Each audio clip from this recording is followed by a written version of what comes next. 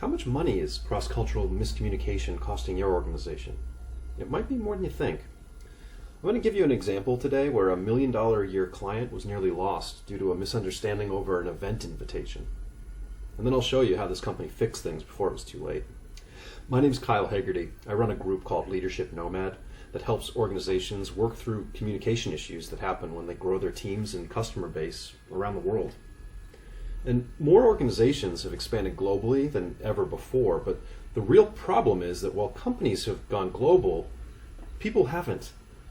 And how we approach business can vary significantly, and misunderstandings quickly lose deals, cause partnerships to fail, and can lead to key employees leaving. Often, businesses don't even know this is happening. So, what's going on here? It turns out we all have our own working styles, including how we communicate, how we solve problems, how do we disagree, how do we build relationships and trust. These differences in working styles get people in trouble all the time.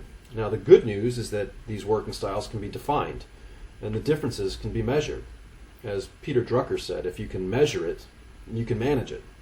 So let's do just that. Let's start with communication. There's direct communicating cultures where talk is considered straightforward. You say what you mean what you say. And there's direct communicating cultures include US, Australia, Germany. Then you've got, on the other side, indirect communicating cultures, which involve a more nuanced style, tones more important, where it might be required to read between the lines. And indirect communicating cultures include China, Indonesia, Japan. And how we communicate is just one example of working styles. There's tons of them. This data set you're looking at is created by Professor Erin Meyer from INSEAD. She's also looking at how people provide negative feedback. She calls this evaluating. And how do they lead? How do they make decisions? How do they build trust? How do they handle disagreements? And how do cultures handle time? Are they on time or are they more flexible with the concept? And if you want to reduce cross-cultural mistakes in your work environment, using this kind of data is a great place to start. Let's see how Germany scores on these working styles. You can see they're pretty direct. They give negative feedback even more directly. They're task-based on how they build trust, and they score as confrontational when it comes to handling disagreements. Remember that $1 million example at the beginning of this talk? This was a German company who had expanded quickly across Asia. They invited a CEO of an Indonesian client. They were spending $1 million a year to a customer appreciation event. Now, the CEO responded that he and his wife look forward to attending the event, and that he also planned on bringing several people from his team along with him.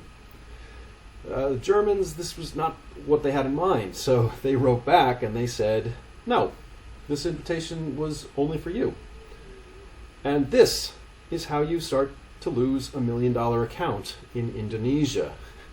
Let's look at Indonesia, how they score along these same working styles, and right away you can see some major differences. They are indirect communicators. They avoid confrontation.